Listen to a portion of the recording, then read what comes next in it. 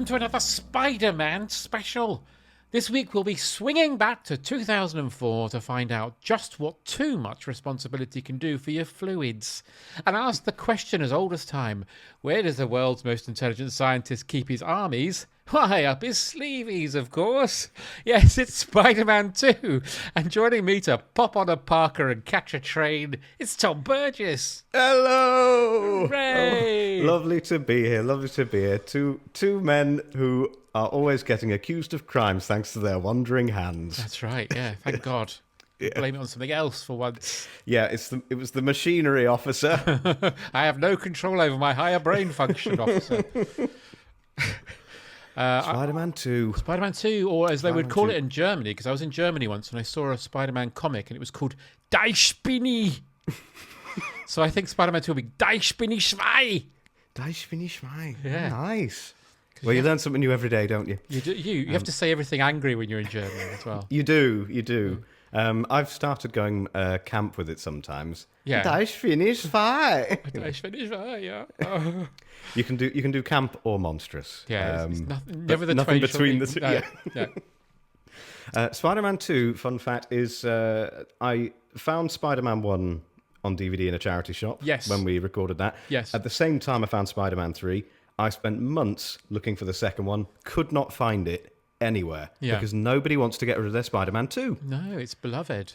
It is, and I finally watched it last night. I caved and just rented it on YouTube because Disney Plus do not do free trials, it turns out. Monsters. And you know what? I thought it was fine. I was a bit surprised. I thought it was going to be either slightly or noticeably better than the first. I feel like it's about the same level, a little bit weaker. Yeah, I agree. Yeah, which is a relief because I was worried. We were going to be, killing some sacred cows with this, but maybe it's not so sacred after all. No, I don't like it personally. Thank God. Yeah, I don't think it's that good. That's good. I thought it was. I like lots of bits of it. I like Alfred Molina. Yeah, of course. Jackie Simmons is great. I think he's my favourite thing in it, actually. Yeah. But yeah, it doesn't. I don't know. I feel like I had more fun watching the first one. It needed more skeletons, I think, is the problem. Much more pumpkin bomb skeletons. Yeah. Way more. A lot of people, until all the Marvel stuff came along, a lot of people will be like, well, you have to think that the best comic book movie ever made is Spider-Man 2, don't you? And I was like, well, no, it's not. It's fine. Yeah, I think it didn't help that I came in under the impression that this was a high watermark. And actually, I found I was, a bit let down by it. I didn't think it was awful, but I also... Yeah, I'd happily go back to it, but I didn't have as much fun with this one as the first. But we'll have enough fun talking about it. We will. It's got some lovely swinging. Yeah, there is some good swinging, actually. I think if you like swinging action, this is up there. I'd say this is the best swinging in any Spider-Man film in this one. And I'd say it's the best swinging you can get in the Western world. Between this and a Bend Over movie. Bend Over 2, very good though. Really? Yeah. I should give that a go. He's bitten by a radioactive John Holmes. So we begin with previously on Spider-Man drawings. I quite enjoyed that as a recap. Yeah, I did. Now what was the first one has loads of fun CGI, and this it feels a bit more retro, which I liked about that. Yeah. Should be applauded. Yes. Here's to them. I thought that was a nice way of recapping without just showing loads of clips, which I hate. I hate flashbacks like that. Hey, do you remember this? Yes, I'm streaming it. Yeah. They should have seen it coming. Yeah, I'm watching Spider-Man 2. Chances are I've seen Spider-Man. Yeah, it would be worrying if it was your first. Yeah. I will say, if you've come to it new, it might not be a very effective cliffhanger. No, not cliffhanger. Effective recap. No. Still, I was happy to see James Atchison still the designer. So I was expecting some fun scarves. We got nothing. No. So it was a shame. But you can't have everything. No. You can't have everything in Die Spinny 2. They used it up in Die Spinne 1. And ich liebe dich, Die Spinne 2. Is this going to be the first all-German edition of I think so. I hope so. I don't really know any apart from... I can do I have 10 guinea pigs. Go on. Ich habe 10 Meerschweinchen. Very good. Yeah, thank you. My only German sentence is this. Ich habe einen großen Hosenschlange. You have a big... I have a large trouser snake.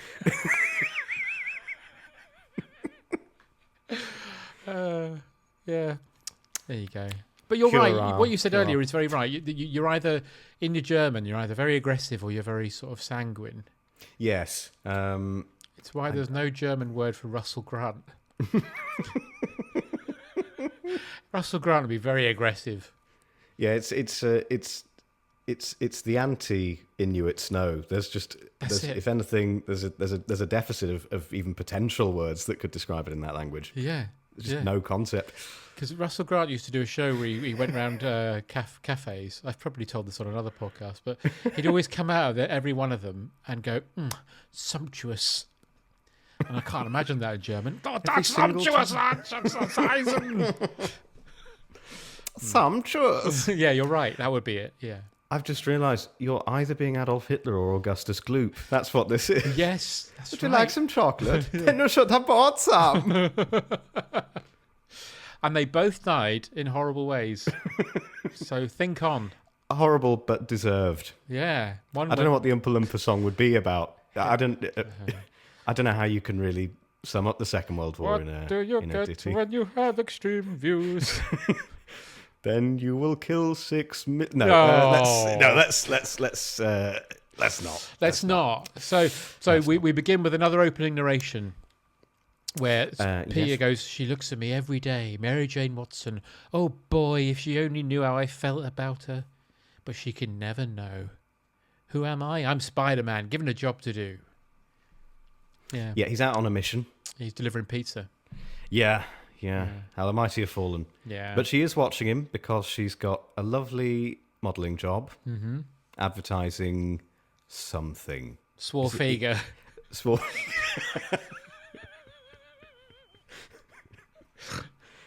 Yeah. Anyone could have VD. Yeah. It's Come to Millets. So yeah, he's given a pizza mission. They run down very quickly what he needs to do in what period of time. Yes, he's got a ticking clock. I would happily have had this be the entire movie in real time. And they lay it out. I would have liked more schematics, like a Star Wars or a Top Gun Maverick type thing. I would have liked more of the pizza mission. Oh, you want like the Top Gun / Admiral Akbar debriefing? Yeah. I would like it if the guy running the pizza joint can actually just summon up a quick hologram. It's like, well, this is why you're so worried about your customers, because you've wasted all your money on this. You've got 6 dashes at the end pointing towards someone's tummy. And then the animation of the pizza going down their tummy. And then they explode.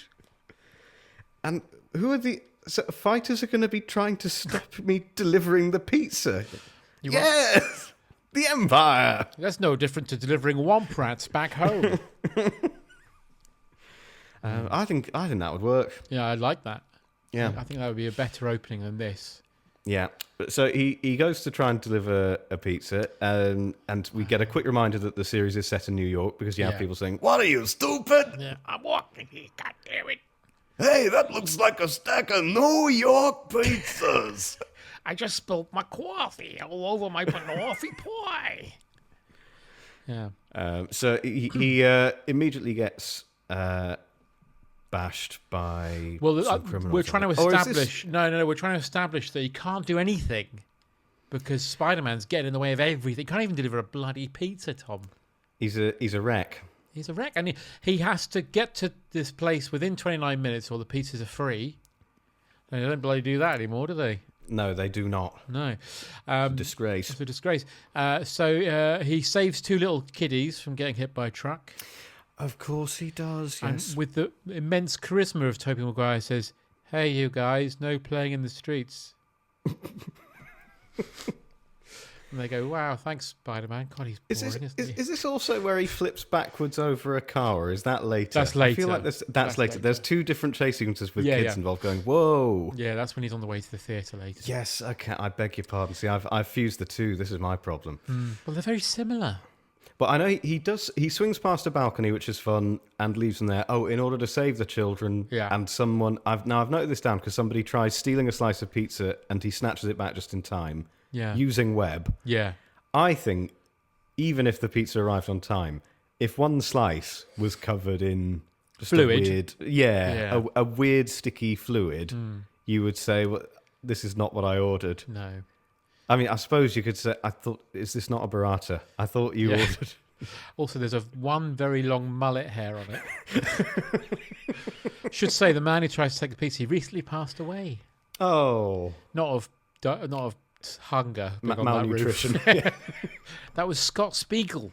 That's a fun cameo. Spiegel. He co-wrote Evil Dead 2 with Sam Raimi. He's a friend of his. One of several cameos. Yes. Or possibly one of two, actually. I didn't really properly count. I'll level with you. A few, but there is a big one to come, which I was a fool and did not spot until after the event and went, oh, it's him. Yeah, terrible of me. So he arrives through the cupboard, which would go with your thing earlier, like Admiral Akbar going, I think the best point of entry would be through the broom cupboard. Yeah, no one has a guard on the cupboard. No. But you have to watch out for... There's tons of mops! It's a trap! I'm on the spider one, Darth Vader would say. What? He says as he falls in the cupboard. What? So Peter Parker fumbles with mops for, I think, about 10 minutes. He does some... I mean, I give Tobey Maguire his... I don't particularly think he's a great Spider-Man, but I think he does some good physical comedy here. I think he's good at the awkwardness. He's maybe a better Peter Parker than he is a Spider-Man. Absolutely, yeah. But he's good there. My only issue is, I think if he hadn't been fumbling so much and making such an obvious show of it, the pizza probably would have been on time. Absolutely. I think job first, physical comedy later. And he was obviously doing it to flirt with the receptionist, who was clearly unimpressed. Who's the lady from Bones? From Bones? The TV show Bones. Bones? Yeah, not about Doc McCoy. Oh, that's a shame. I was just hoping there would be some more Skellington action, really. Someone says, but you get me excited. Maybe that's why she's in it. They were like, we can't have any pumpkin bomb skeletons. We'll have someone from Bones in it. Yeah, that'll do. That'll up the quotient. Bone from Super Ted. He's in it somewhere. Melvin Hayes. Oh, I ordered a pizza. Yeah. So he fails to deliver on time. Yeah. He gets fired from the pizza job. Joe's Pizza. He gets the Joe's Pizza label is ripped off his helmet. Yeah. Takes his badge and gun. That. No. A horrible scene. Why do you make us wear them there? We demand only loyalty. So then, because this is a sliding scale of things going bad for Pete. At his job, he's decided he won't take any more pictures of Spider-Man because it's boring for him. Yeah, it's just that he doesn't want to be an influencer anymore. Just taking selfies to make his cash. Yeah, it's not rewarding. Yeah, but Jameson wants only pictures of Spider-Man, even though he hates him. I think Jameson's got severe issues in this film with Spider-Man. Yes, he's quite schizoid in his in his relationship with Spider-Man. I like the scene though. I like all the fast talking. Oh, it's great. It feels very sort of his Girl Friday screwball comedy. It's magnificent. Yeah, I love it. I love the line, "Your wife's on the line. She's lost her checkbook. Thanks for the good news." Yes, I like that. Funny. And there's lots of Ted Raimi poking his head into shot. Yes, yeah. Quick talking. This is a good bit of the film. It is, but Pete's life ain't going great. There's gems amongst it. No, he's not having a good time. He's late for college, and Dr. Connor's only got one arm because he's supposed to be the lizard.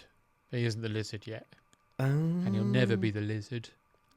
Because it didn't work out. Listen to me, Dr. Connors. You'll never be the lizard.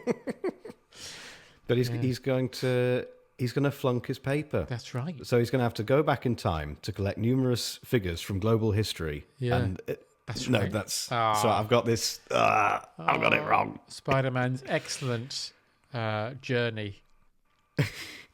Spider-Man's Excellent Adventure was the first film. That's right. Yeah. But I like the line here, how pedantic Dr. Connors is. He says, "Where are you headed, Parker?" And he goes, "To your class." He goes, "My class is over. See me standing here?" Yeah, I feel like he's trying to show himself as quite clever with words. Yeah. I want to be here. Then be here. It's like an inspirational quote that AI's come up with. Beautiful. He goes, "Look at me. I've only got one arm. And I'm never going to be the lizard." Believe in yourself, Dr. Connors.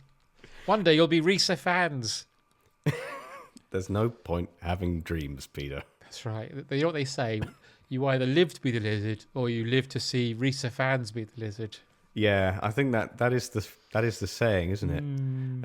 Yeah, sad. But Peter goes, I'm going to write a paper about Dr. Otto Octavius. And he says, he's a friend of mine. Right. Why don't I? No, you wouldn't want that. Do you want to see us both nude? Peter, do you like movies about gladiators? Do you like guys with lots of arms touching guys with only one arm in their special area? No. He would be very jealous of Oh my Dr. God. Octopus, wouldn't he? He'd say he's got 8 arms too many. 7 arms too many. 7 arms too many. Yeah. Give us a spare, mate. Yeah, come on. You don't need those anymore. You grow them back, don't you? At least give me one of the flesh ones. They're fucking useless, are you now? There should be a scene in this where Dr. Otto Octavius is put into a jar and it's screwed on and he has to get out from inside, because they do that, don't they? They do, just to test their sense of their sense of mischief. Yeah. To test their spirit and levels of dissent. What would you do if you had an octopus to take its spirit away? No jars. Yeah, I wouldn't put it in any jar at all. No. Put it in a cube. No, I would just leave it in a room with a sign up saying octopuses are shit. Yeah, and that video that I Ian feel like Curtis was that'd be watching enough. when he hung himself. The chicken.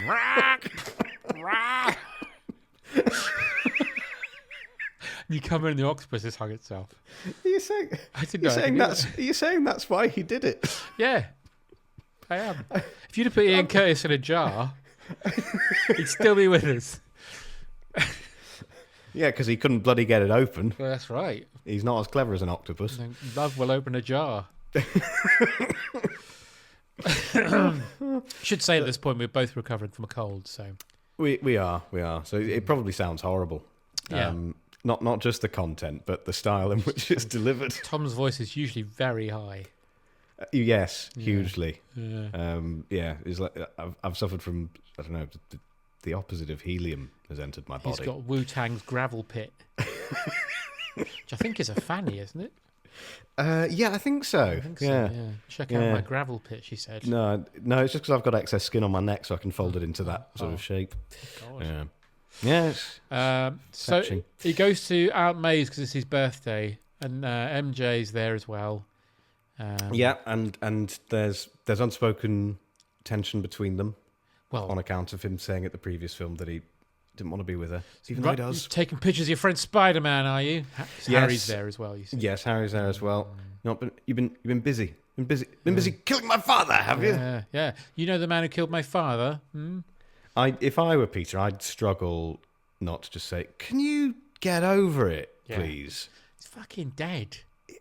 He's been gone for like nearly 2 years. Yeah, my uncle Ben died not long before that, and I'm all right about it now. Ben, I love you.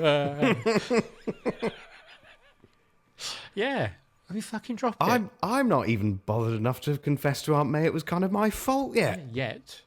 Yes. Yeah. And also, why are you still hanging around with us? Yeah. Like, what? No one invited you. Harry, I must say, for a rich kid who lives in a fucking castle in the middle of New York, no mates. Yeah, it's weird. It's as if money can't buy you that sort of thing. He should It's have sad, more isn't it? friends. He should. He should have the Winklevosses from Social Network as his friends. Yeah, exactly. Yeah. Why doesn't he just get into rowing crew? Oh, actually, that'd be quite good because they're all cancelled, aren't they? All two Winklevosses and him are all cancelled. Yes, every single one of them. Not the real Winklevosses, the one who played the Winklevosses in Facebook the movie. Facebook them should have been Facebook the musical. That's my main criticism of it. Yeah, you could the posters could have said "poking you soon," because that used to be a thing, didn't it? It did. Yes. Poke people. Yeah, I never understood that. I No. had numerous people poke me, and I never reciprocated. No, same. I thought it was a bit weird. Well, yeah, I just don't know what that was supposed to mean because no one poked me in real life. No. I've never even prodded. I'd always imagined it as one of those little shepherd's crooks that you'd see in a theatre come on and push someone if they were falling asleep during a play. Yeah, I mean, I feel like all you can do is just reply to people, yeah, I'm up. Yeah. What? Yeah, it's the middle of the day. Yeah. Leave me alone. I'm writing a thesis. Stop poking me. I'm writing a thesis, Harry, about your employee. Yes.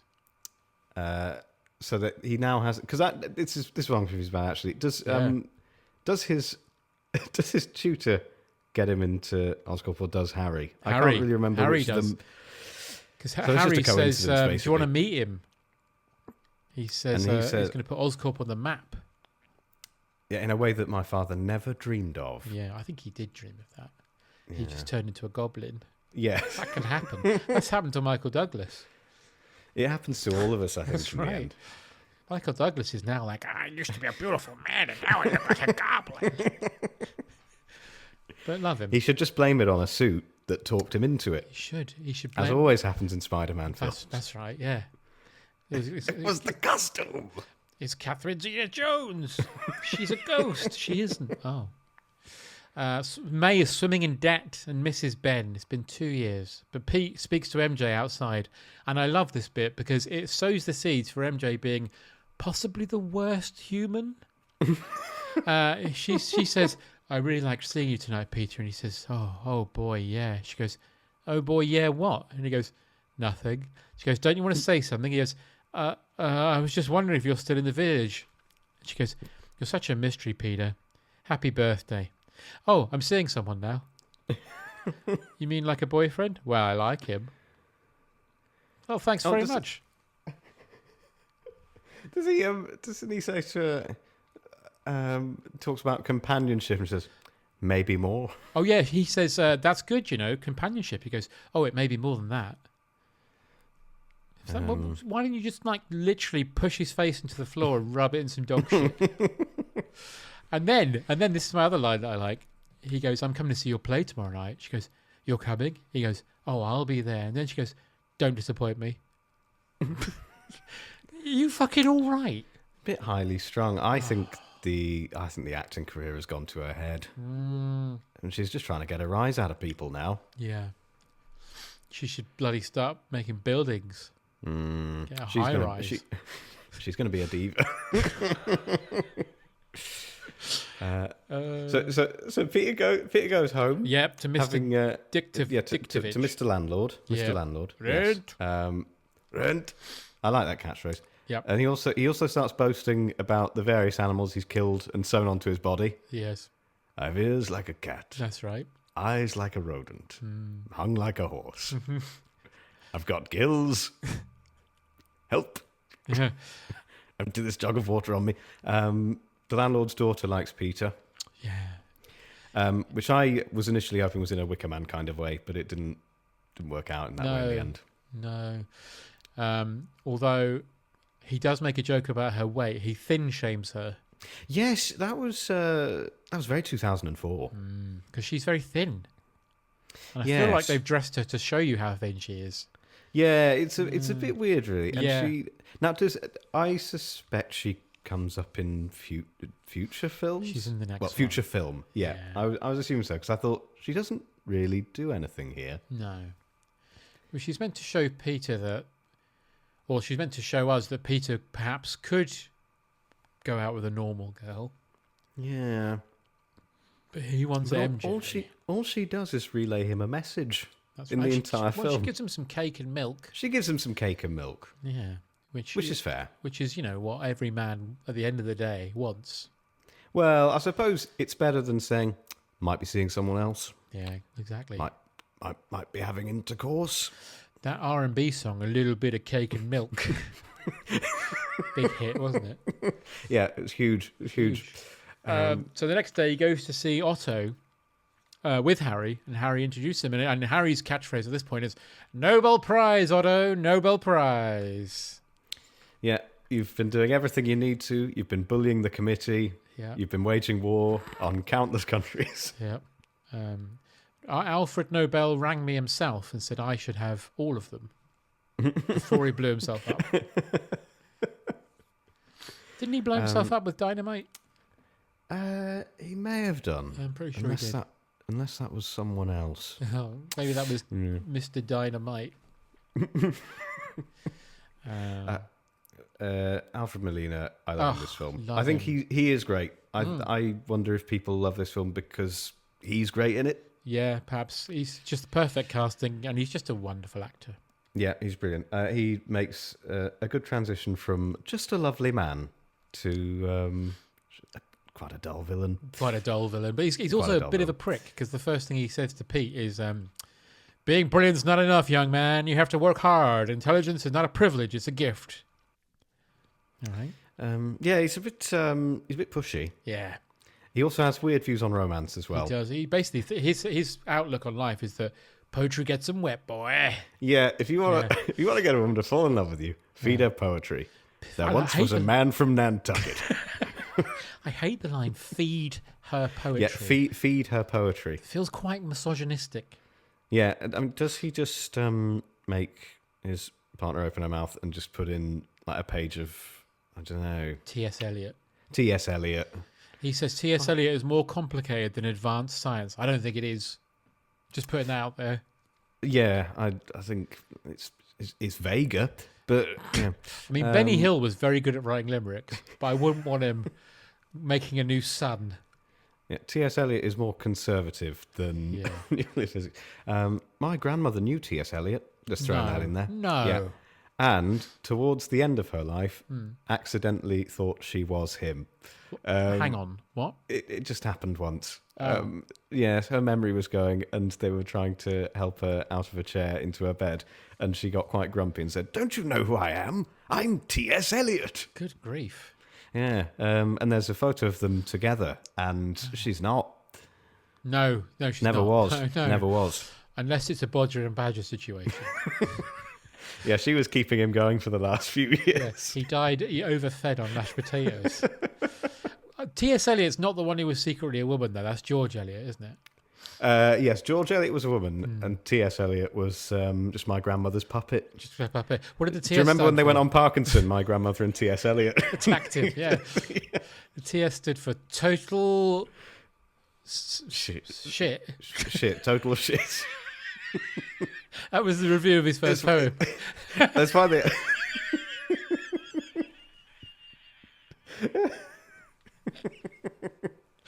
That's not real. They didn't write that, did they? Total shit, Elliot. That's horrible.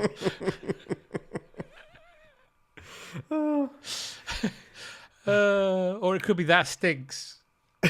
That stinks, Elliot. Oh, open the window. God. Don't you want to hear my poem? No, not now. No. What have you done?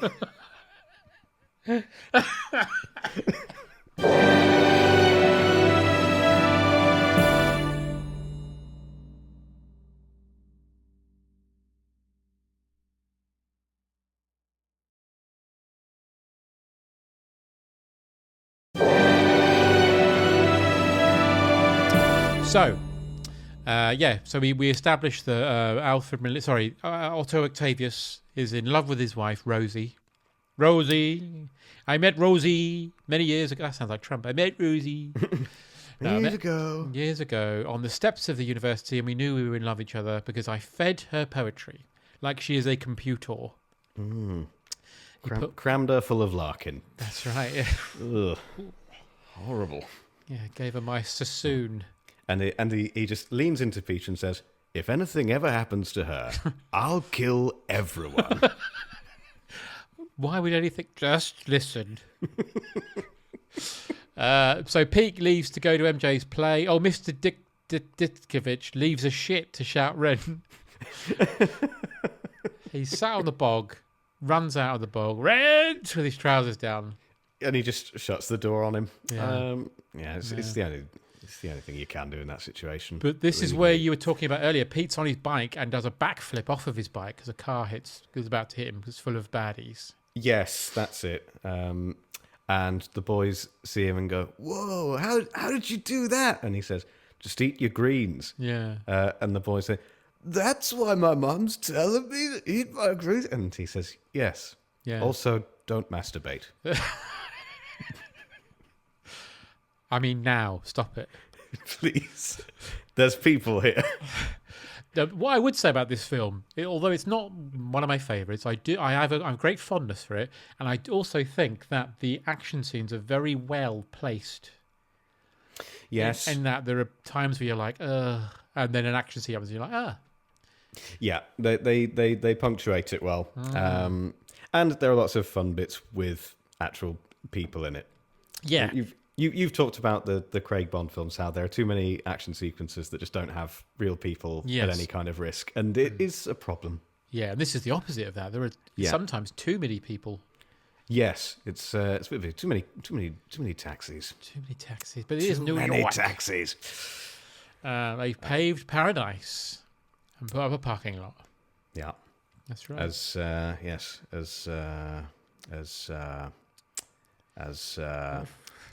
As Neil Young said. That's right. Yeah. So Pete, thanks to this event, he is late to Mary Jane's play. Yes, which is a shame because I think it would have been great to see her in The Importance of Being Earnest, where I'm presuming she's playing Lady Bracknell.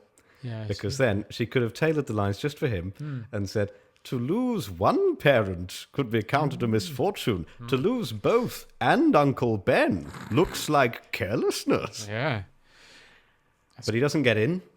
An octopus? He said that. No, Bruce Campbell stops him, and he's Bruce Campbell. second cameo of 3. He's in the next one as well.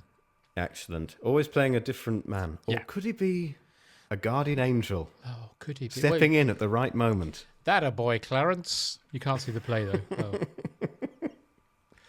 Although I always think of this when I'm sat in the cinema and some fucker walks in 5 minutes into the film. I always think no one will be seated after the doors are closed. It helps maintain the illusion. Yeah, I think it would be better. I saw the weirdest thing once when I went to go and see Jaws, and I think this guy must have had a ritual because it came to, I'd say, about 20 minutes before the end. I can't remember what the line was. There was some key line, obviously, for him, and he just leapt to his feet. Yeah. Went down the stairs, all the way down because we were right at the back. Yeah. He was gone for about 3 or 4 minutes. Came back with the biggest portion of popcorn available. Right. And spent the final 15 minutes of the film just shoveling it into his mouth non-stop. And by the end of the film, it was all gone. My God. Maybe it was Jaws. It may have been Jaws himself. Yeah, maybe that's his nickname. Now, see, I think latecomers and readmittance, it's all right if you get to see some spectacle like that. I was actually at a performance of Macbeth with David Tennant that made the Daily Mail because they had to pause it for 10 minutes to throw out an arsehole. Oh, I heard about that. Yeah, it was great, and I was in direct. I was in the direct eye line to see it all happen. He went to the toilet. The front of house staff said, David Tennant went to the toilet during Macbeth. Macbeth. He did on the whole of the front row. He just went berserk. And this man said, "Oh, I'm not seeing that. I'm leaving." And then he changed his mind and went, "Actually, he might start pooing as well. You want to be able to say you've seen that." And the front of house wouldn't let him back in. Do you think he'd throw it like a chimp? Anyway, sorry. It's for a role. He's playing a man who's had a breakdown. Sorry, say again. This guy was going to go to the toilet. He went to the toilet and then came back, and front of house wouldn't let him in because they said, "No, that's the rule. We told all of you." And I think he shoved them to get back in. Right. And I heard this muffled as he came back in. "I paid it for a ticket." And then he came back in, and he went back down to his seat, and then they were standing at the back for a while, right next to me, and eventually a big guy from security came, and they pointed down at the front row, going, "Yeah, that's him there." So then this enormous guy from security slowly came down the stairs and got right in the face of the guy who was sitting right next to him. Oh my God. And the front of house people had to run up, tap him on the shoulder and go, "No, it's that one. It's that one." Yeah. And that went on for about 10 minutes before they stopped the play. So I actually missed the murder of the king. So I have no idea what happens in that play. Before finally, the stage manager comes out, just stops Tennant as he's starting a soliloquy and says, "Sorry, David, if you could leave the stage, please. Hello, everyone. I'm the stage manager. We're just dealing with a situation up there." "Yeah, I'll pay £250 to see David Tennant." Oh my God.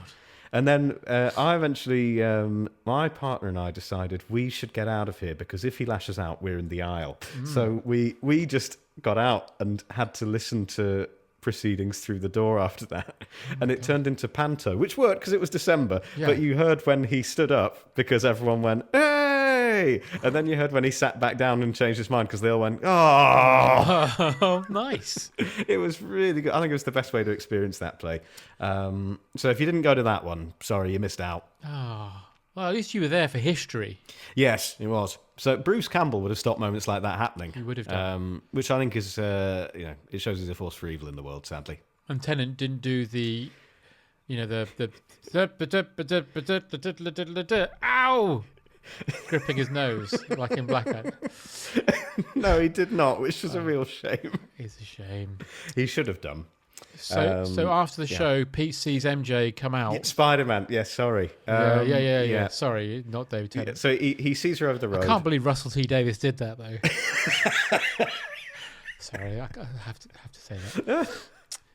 It's just a no.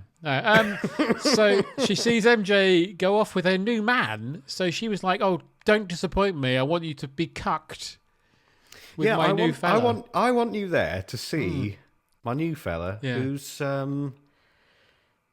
he's nothing really. No. As a character, I think, does he even have one dimension? He plays football on the moon. Yeah. I mean, that's some sort of dimension. Yeah, I don't know if it's quite one though. No. He's got one line. He has. And the line is the first dimension. All right, we'll give it to him. Yeah. But that's it. Peter angrily turns into Spider-Man, but he can't get it up. Yes, he's been firing blanks. Happens to us all. Well, not me. Not me. No, not me, but I've heard it does. Yes, sounds terrible. My doctor said it's quite common, but it's never happened to me. Yeah, I don't know why he started showing me all those pictures, actually. I don't know. I don't know why we both started crying. Yeah. Only out of the top two eyes, sadly. That's right. Yeah, sadly. If only. And the back one. So we get the bit where he's in the lift with the man from he used to present a show. That was the other cameo. Nice Spider-Man suit. Yes. Did you make it yourself? Oh no, where did you get it? I made it myself. Really? No, the guy who did Tom Baker's scarf did it. Right. Yeah. Must be pricey. What, Tom Baker or the scarf?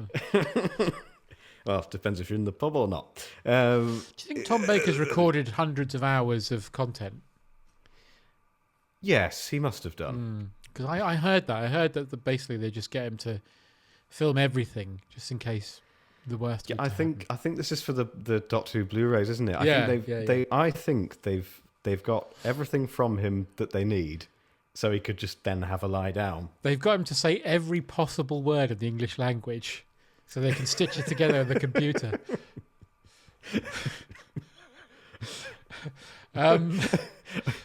I really liked Adric. It's Matthew Waterhouse just as hacked into the Matrix.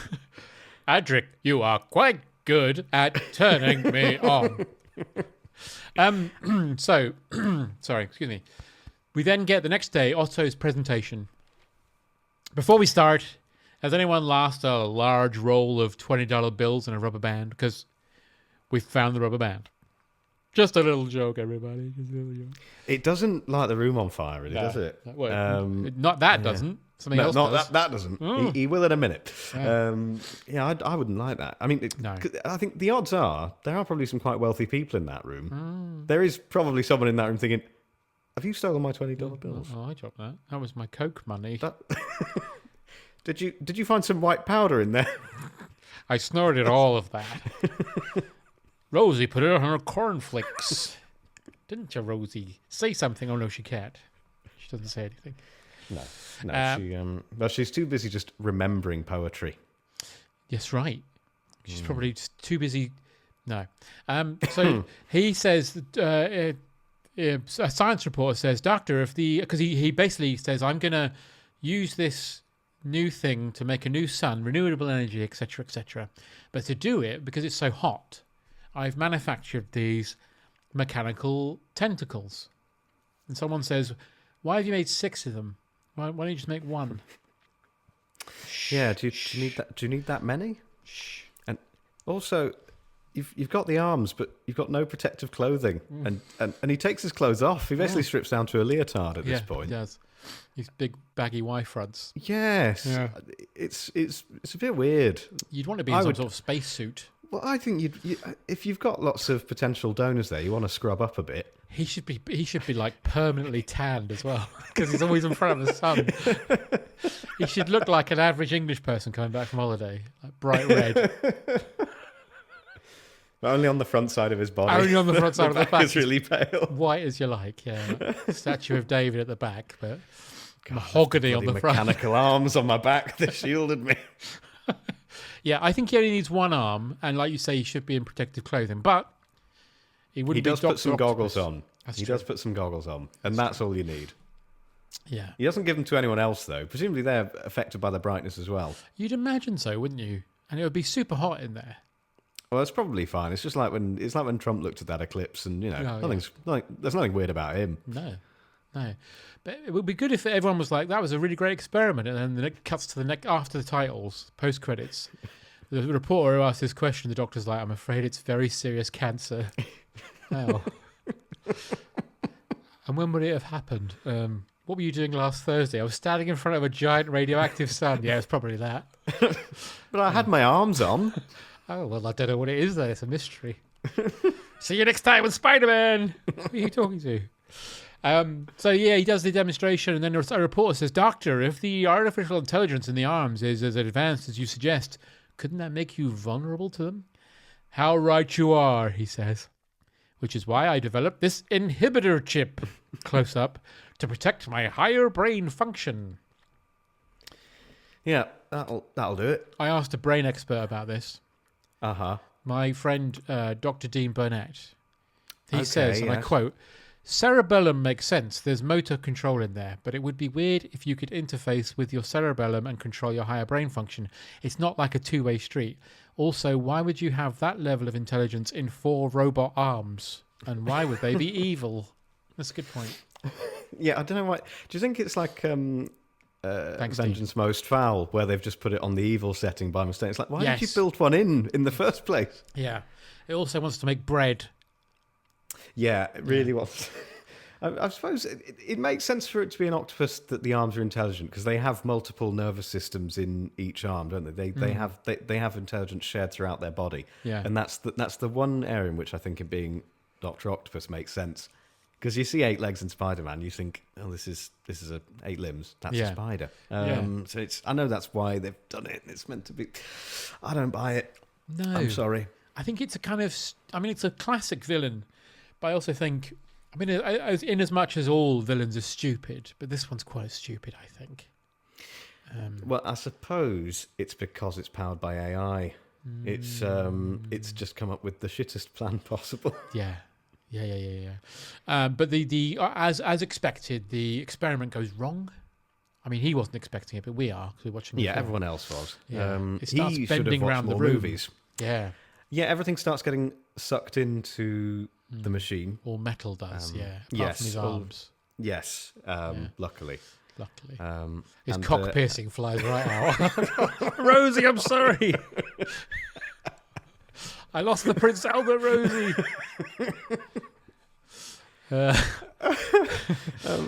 So it all starts going wrong. The nuclear gets out, which is very dangerous. Some windows shatter and fly towards Rosie. Yeah, good shot. Yeah, it is a good shot. And she does the thing that anyone would do with loads of glass flying towards them, which is to spread your body as wide as you can, open your mouth really wide and your eyes, and shout, "Come on in!" You have to spread the weight evenly, because then the glass doesn't smash. Yeah, that's it. Yes, yeah. But sadly, it doesn't work. It kills her. But it's always disappointed me that you see this close-up artistic shot of a very pointy piece of glass heading for a head. And then it cuts to her just like slumping against the wall. I was like, that head should be fucking rolling across the floor. Yeah, have some balls, man. I like to imagine they did film it and went, "That's too much." Yeah, this is a kid's film. Happy Meal people were like, "You can't show that." Just put some brutal violence in a few minutes. That'll be fine. You could have done the sound effect of a ba-dum, ba-dum, ba-dum, ba-dum, ba-dum. And then legs going limp. That would have been good. Oh, horrible. And then, Spider-Man turns up. Yes, and rescues Harry in the nick of time. He says, "This doesn't change anything." That's what Harry says. Like, say hello first, mate. Yeah, I mean, I did save your life, so I changed that, didn't it? Bit rude. Yeah. And then he pulls the plug, Peter. Spider-Man, sorry. Yes, pulls the plug, so the experiment just about stops before any real harm is done. Yeah. Apart from the dead. Apart from dead Rosie. Yeah. Jim was livid. Yes. Her brother Jim, who lives on a canal boat with Tug.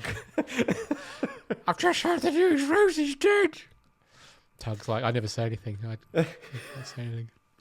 Now, I've also noted down here that when everyone is evacuated, Harry is taken out, refers to Spider-Man, and he says the line, "He humiliated me by touching me." Yeah. Which I would say, coming from James Franco, it's a bit rich. I had that note. Yeah. That did stand out a bit. Also, I love the screenwriting 101 here. "I am ruined. I have nothing left except Spider-Man." Yeah, but you don't have him. No. You can't take that to the board meeting. Yeah. Oscorp have gone all in a poker style. I'm going all in on Dr. Octopus's unstable son.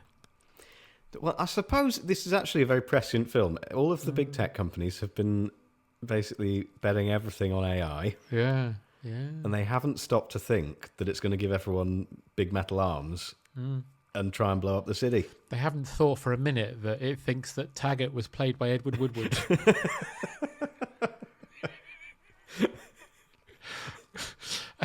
Octavius taken to hospital. Best scene in the film where Sam Raimi gets to be Sam Raimi. Very fun. I was quite shocked by this scene. I think I wasn't quite ready for it. I was surprised at the level of just physical brutality. Yeah. A lot of metal and flesh. I did quite like I did feel it was quite Evil Dead when you see the POV from the arms as they close in on one screaming man. I quite like that. And the sound effect of the chainsaw starting, and then there's a zoom into it, which is very like, "Hello, I was in Evil Dead 2." Yeah, I was quite disappointed that Bruce Campbell wasn't in that exact That would have been scene. great if he was a doctor. Yeah, I just want him to say groovy one more time, but he could have been a carpenter. He could have said that. Apparently, one of the doctors in this scene who gets thrown across the room is John Landis in a cameo. Well, it's no more than he deserves. That's right. I could do the obvious. He could have been a carpenter as well, and a plane could have fallen on him, and he'd have gone, "Oh, I wasn't expecting that." Wink. It's a shame because the saw could cut off someone's head, and the fact that they didn't take the opportunity. Again, we could have had a badum badum badum. Yeah, I wouldn't have minded a badum badum badum from Landis. Tell you what bothers me is the shot of the lady getting dragged across the floor and her nails claw the ground. I don't like that. I think that's stupid. Yeah, I mean that's not a well-made floor. No, it looks like really badly cut lino. Yeah. Yeah. What would have been good would have been if then immediately some blood had fallen on it. They could have done a nice print. Yes. It's year 8 art class all over again. Oh God, I love doing lino prints. Not Lion-O prints. From Thundercats. He wakes up as Tony Hancock. Stone me, what a life! No, he doesn't. He did play him though. So that's fun. Because he's very versatile. The worst thing is I kept trying to think who he reminded me of, and this morning I realised I think he might have the same mouth or at least the same gums as Richard Kind. And that's all Yeah. I feel like he could do a Kind biopic. They could be brothers, couldn't they, in a film. And should. They should. Yeah. Apparently, at the time, he was playing. He was doing Fiddler on the Roof.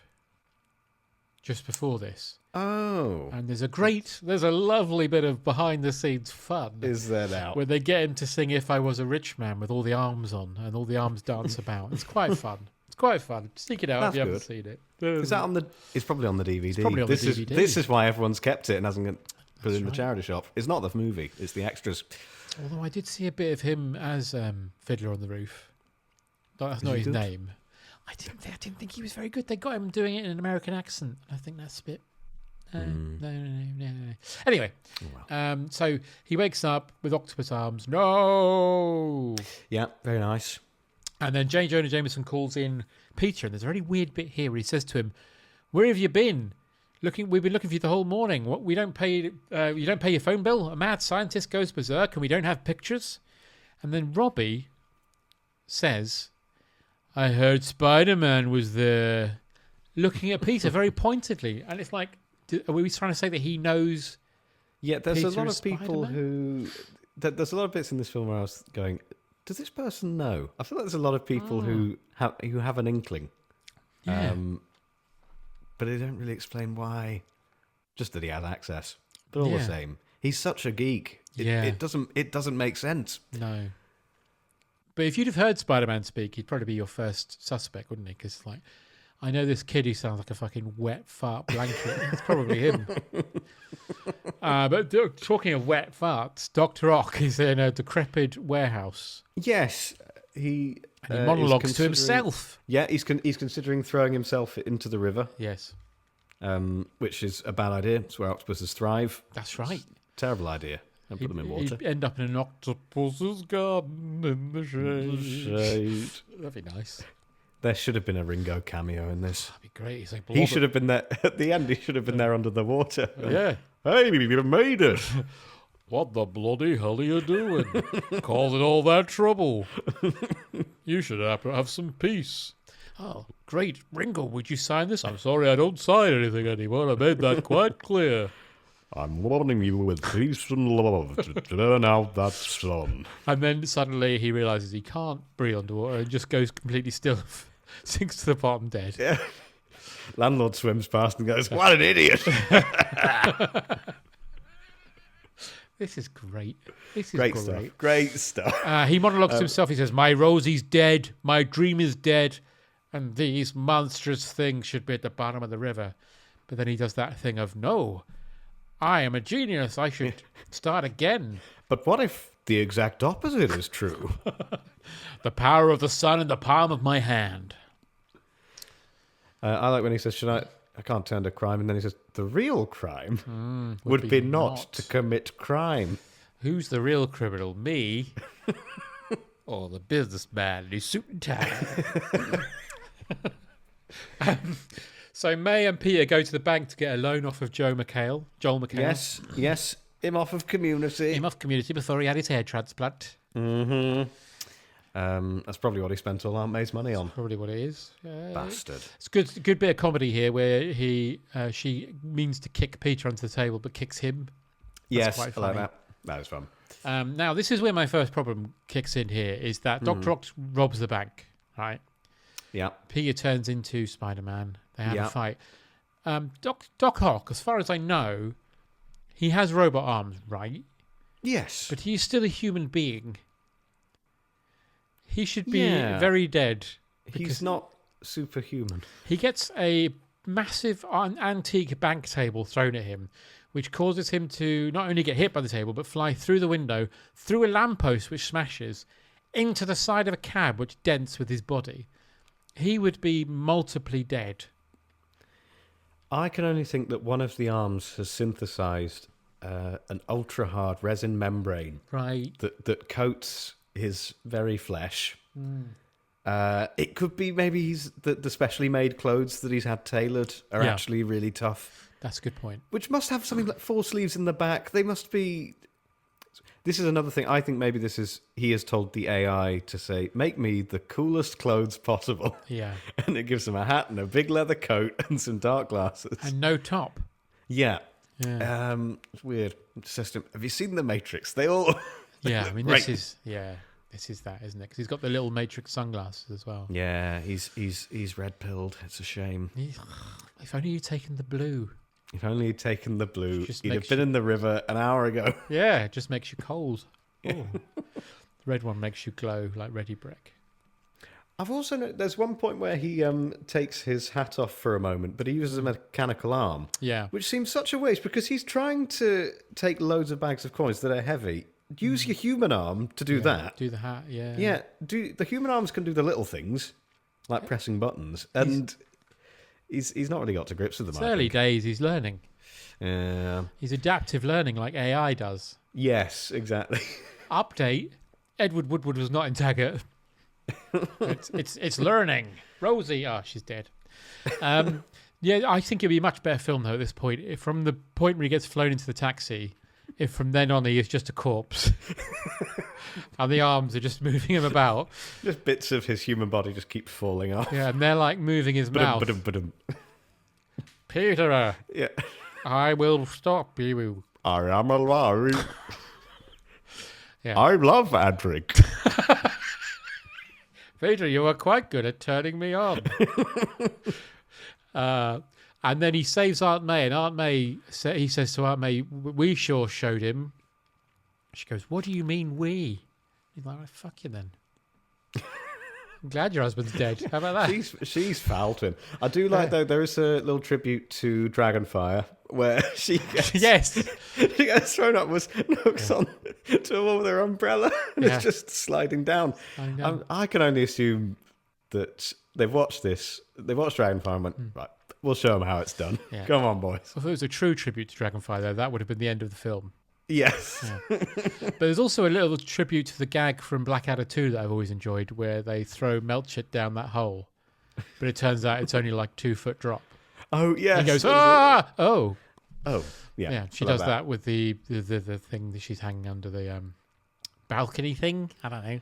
Precipice. Yeah. Ledge. Ledge. Thank you. I couldn't think of the word. I would have liked a Nod to Naked gun with lots of phalluses that just she starts turning up by mistake. That would be excellent.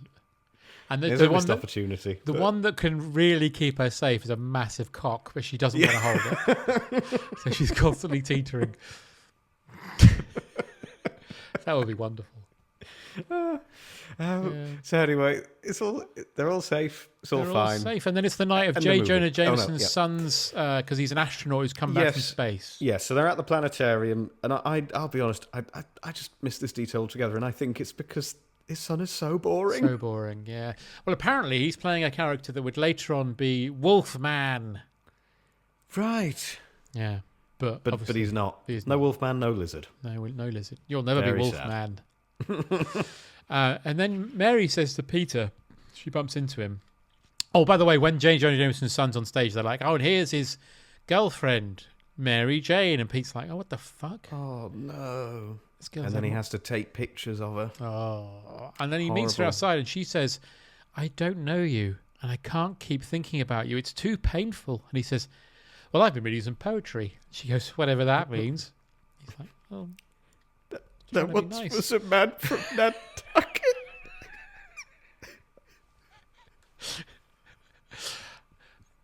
Anyway. Yeah. Yeah. Do you like Michael Rosen? Can't go under it. Can't go over it. I've got a Quentin Blake. Mr. Magnolia has only one boot. He's only got the one. Peter, she's gone. She went 5 minutes ago. There was someone here. Well, he gets slapped twice by Harry. Yeah. Harsh. He says, it pisses me off, your loyalty to Spider-Man and not to your best friend. I find him with my father's body and you defend him? Isn't that right, brother? Slap. Huh? Brother? Slap. Goodness me. Everyone's pretty appalled by his behaviour, and rightly so. That's something that could get you cancelled. Well, very much. Yeah, except he's a bit too old. Yes. I mean, Peter's too old. And then, to compound Peter, to rub his face further in the dog dirt, John Jameson, J. Jonah Jameson's son, is the astronaut, not Wolfman, Says, ladies and gentlemen, I just want to let you all know the beautiful Miss Mary Jane Watson has agreed to marry me. And she's pregnant. In fact, she's just gone into labour. You, Parker, take a picture of this. What of her fanny? Yes. Yes, it's dilated. So then he goes to see a doctor, Peter. Says, a friend of mine thinks he's Spider-Man and can't climb walls. Yeah, and had a dream. Yeah. The doctor is wearing a big tie-dye T-shirt, so we're doing that trope of all doctors are secretly hippies. Yeah, I found that weird. Yeah. I think he's just a fake doctor. I think he's a fake doctor because he says... I think he's escaped and he's broken in and has killed the real doctor. But he gives some good advice. He says, maybe you're not supposed to be Spider-Man. Maybe climbing those walls is why you keep falling. You always have a choice, Peter. I mean, your friend does.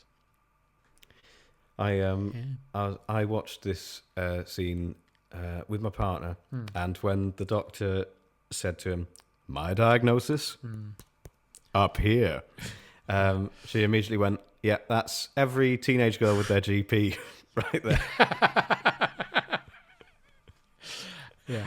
Yeah. My diagnosis. You're a stupid, stupid girl. Yeah, you're a dumb bitch. I'm going to prescribe you fucking off. My diagnosis? Have a baby. And then stay home all the time. In fact, Also, look at this groovy shirt. Yeah. Doesn't it make you want to smoke weed with me? So he gives up being Spider-Man. Spider-Man no more. And they copy the famous comic book cover of Peter walking away from a trash can, as they call it, with the Spider-Man suit hanging out of it. I'd have put it in the bin. Yeah, he should have done, really. It's weird. Also, I do think he's got a bit confused. I know it's all symbolism, but it's not the suit that gave him the power. I think he's got too confused by Green Goblin and Dr. Octopus. He's started thinking that they're basically all Batman. Yeah. Oh, he should put himself in the bin. Yeah, the suit should walk off. He should just point his wrists into the bin and shout, "Go Webb! Come on, empty out!" Yeah, nice little shake. And he's just like a tiny, thin man at the end. The bin's full of web. It turned out his bones were just liquefying, and he never knew.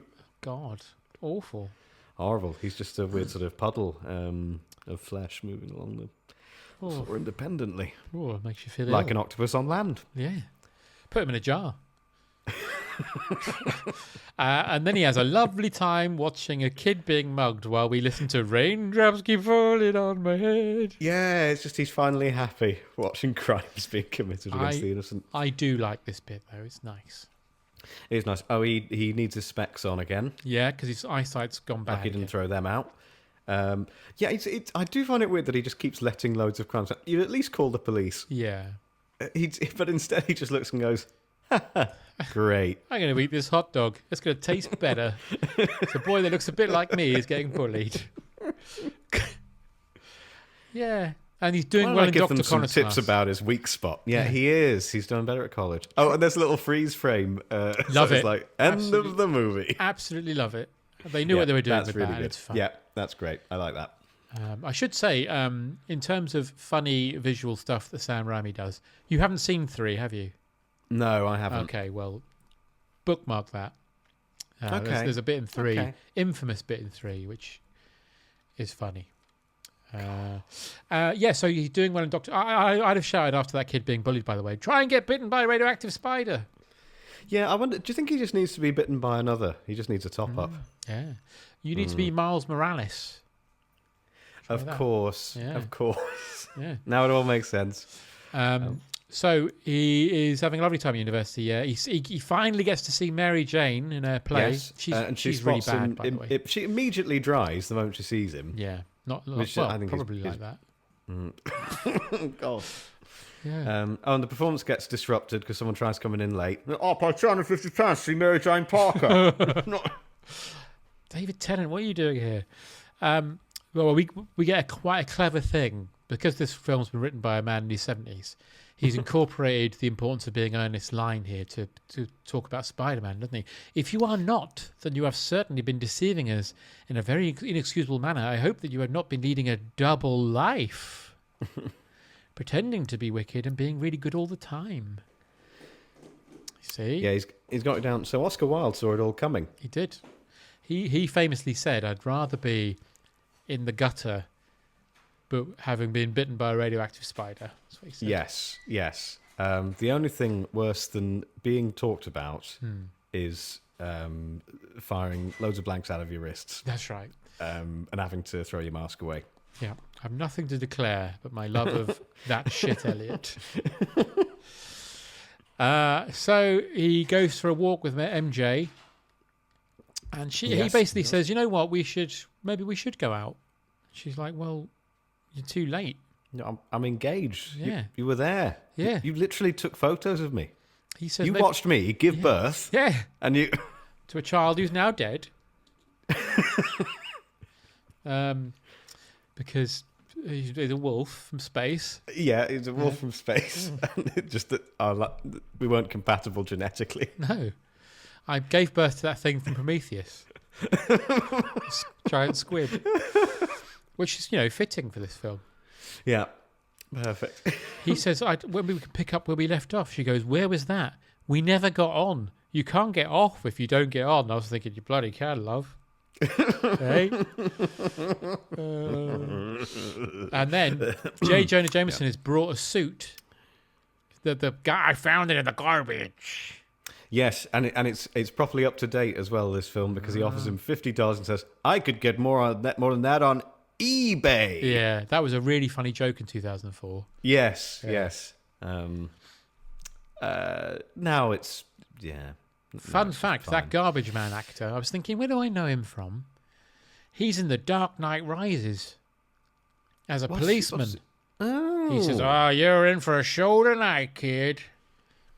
Yeah, that's right. We're putting loads of reclaimed items on eBay.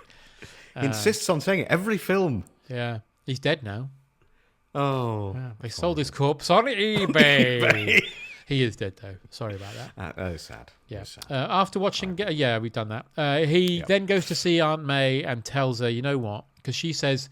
They go to Uncle Ben's grave and she goes, "I still blame myself." And he thinks, "I can't do it anymore. I can't." Yeah. And she says to him, "But at least you weren't anything to do with it. Yeah. If you were, I'd leave the room." And he goes, "Well, funny you should say that. Because it's my fault. I was backing the car up and he was behind me. And I didn't realise." Luckily, he turned out to be a drug dealer. "When I see two men..."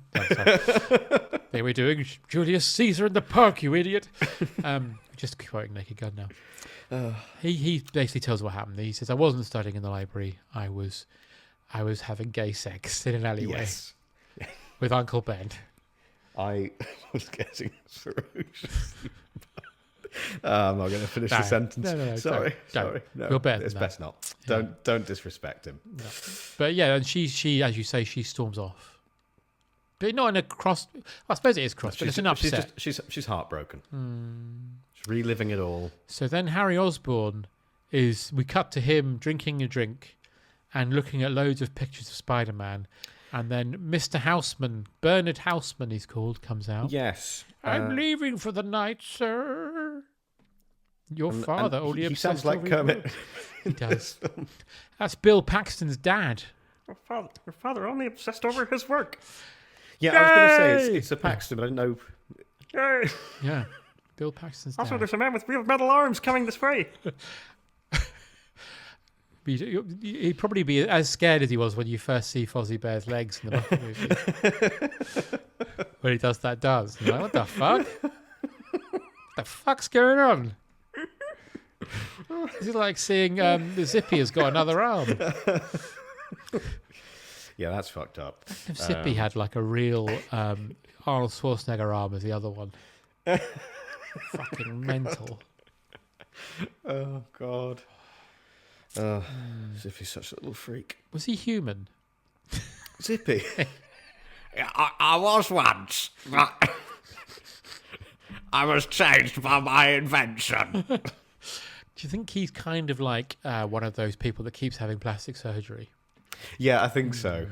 Yeah, he changes everything. Who's the one who changes? Bungle changes unrecognisably and he's horrific for the first couple of years, and then he then starts looking like a Cyberman if you grew hair, because his head shape's the same as a 80s Cyberman. We talk about Doctor Who too much. No, people will know. They'll know. If not, just go back and watch. We're only talking about the greats. Go and watch Dragonfire, and thank us. And anything with Adric in it. Yeah. I like Adric. Yeah. So then Dr. Doc Ock comes. Doc Ock. Not like that. He comes around and says, I need more tritium. Tritium? Not trinium. She's from Hitchhikers. Yes, and works with Susanna, telling people what not to wear. And is married to Peter Davison, of course, which is another Doctor Who reference. Yes. And he's a pig. Lovely. In Hitchhikers, isn't he? Yes, he is. He is a pig. Eat me. I'll nip off quietly and shoot myself. That's right, yeah. Or, sir, I'll be very humane. That blew my mind when I was little, when I found out it was him. Yeah, I never know. I still can't accept that it's him, really. He is a chameleon. He is. It's the cricket jumper he's wearing that gives it away. Yeah, why is he covered in question marks? I have no idea. Well, he's ridiculous. He is an inquisitive pig. Yeah, he is. Or is he a cow? I can't remember. He's somewhere between. He's a specially bred species. Yeah. To just tell people to eat it. Yeah. So he's probably got bits of everything. He probably has. Would you eat something if it told you to eat it? If the chicken that made Ian Curtis kill himself came out and said, "Eat me," if it's a way of avenging Ian Curtis, then I would. Yeah. I feel like Peter Hook would. How's he telling me? Is he gently encouraging me, or is he just being quite annoyed, saying, "Come on, do you want to eat me, or are you a pussy?" He's being that. Yeah. If he's bullying me, I'm not going to do that because I feel like you can't cave. Can't give him the satisfaction. Yeah, I would only eat something if it was like begging me not to. Being like the little shoe from Roger Rabbit. Yeah. Right, come on, into the mincer with you. Yeah. Fuck him. That's fine. Would you eat something if it asked? No. No. I want it to be unconscious or dead. Yeah, that's ideal. Not raw and wriggling. Like, I think if I knew it had left like a DNR form, but a DE form, eat. Then I'd have that. But not if he's asked me, vocally, because I think that's not legally binding. No. There was once a cannibal who basically said that he ate somebody else because they asked him to. I don't think that's legally binding. He made me promise, actually. Yeah. But he said I wasn't allowed to film him saying it. I would have done. Yeah, he said I wish it could have been it. I had his cock first as a hot dog. That's what he wanted. He really made a compelling case for me to do that. Yeah. I didn't want. He had me swung. Yeah. I couldn't say no. He was very persuasive. He wants the trinium, and Harry goes, "Well, I'm not going to do that." And then he hangs him over the side and goes, "All right, I'll do it, but you have to get me Spider-Man. Kill Spider-Man." And he goes, "Actually, no, don't kill him. Bring him here, and I'll do it." And Otto says, "How do I do that?" And he goes, "Well, Peter Parker takes his pictures." Yeah, he knows who he is. Yeah, goes to him. So then Peter, to himself, looking out of the window. But then he just says, "Don't hurt Peter." Oh yeah, don't hurt him. By the way, I forgot. Don't. Yeah. And then Must Peter, remind the very violent man not to hurt anyone. Peter is in his apartment, looking out the window, and says out loud to himself, "Am I not supposed to have what I want, what I need? What am I supposed to do?" And then the girl brings him cake and milk. I'm disappointed. I think there was a chance for another Naked Gun style gag. You could have just the window cleaner on the other side. So, I don't know. I'm just here to clean the windows. That would have been a great gag. Yeah. Too many soliloquies in this film. It should cut to somebody else. Or like the League of Gentlemen gag where the woman narration reading the letter at the beginning, and it turns out, "Do you mind? It's a private letter." Never got on with chemical toilets. Do you mind? This is private. Didn't they do that joke again in Psychoville? A similar joke. Did yes. When he's writing the thing, it turns out it's the queue for the post office. Yeah. Very good. It's great stuff. They're good, then. So yes, So he has his milk and his chocolate cake, and eventually gets relayed a message, which was probably more urgent. Actually, Yeah, that Aunt May wants to see him. She's messed up there. Something about her dying? Oh, for fuck's sake. Sorry. She's got minutes. Well, Yeah. had minutes. Had minutes. What, she's in a meeting? No. Yeah, she's laying out her will. You're not in it. You haven't been there. You didn't get there on time. Say what? Will lives next door? I thought she was still mourning. And Testament. Oh, that dirty beggar from across the road.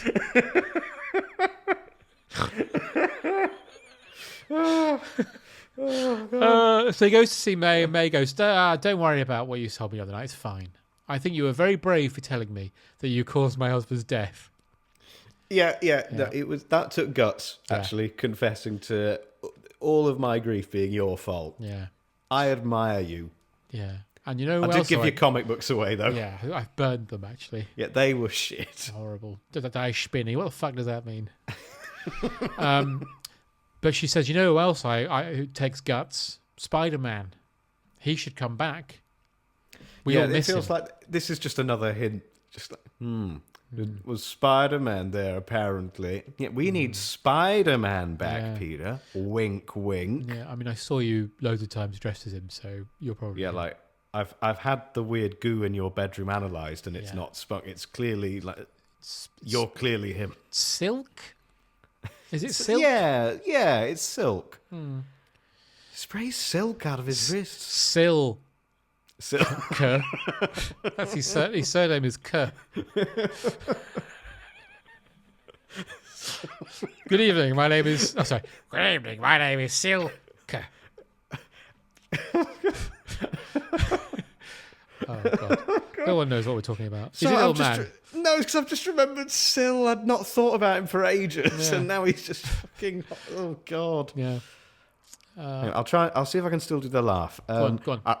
There you go. There we go. Yeah, love it. That's fine. Love it. And then May says something important to him, which is foreshadowed later. She says to him, I believe there's a hero in all of us that keeps us honest, gives us strength, makes us noble, and finally allows us to die with pride, even though sometimes we have to be steady and give up the thing we want the most, even our dreams. Nickelback thought that as well. They say a hero. That was the song from this film, wasn't it? A hero will save us. Or was that the first film? That was the first. That was the first one. Bollocks. Yeah, got it wrong. No, but they had a point though. We all really want to be big rock stars. You do. That's what I've always said. Here's your change, sir, and here's a Nickelback. Winking at the camera. Thanks very much. Why didn't he shout that in the bank when he went, here's your change? Yeah. And then Nickelback could have come in. Thanks. Nickelback. Thanks very much, wink. Yeah. We are improving this film a lot as we talk through 100%. it. They could have been the Weird Al of the Spider-Man trilogy. They just cameo in all three of them. Yeah, they would have been great. It's very disappointing. No, Spider-Man, this parade isn't for you. Nickelback are on the plane.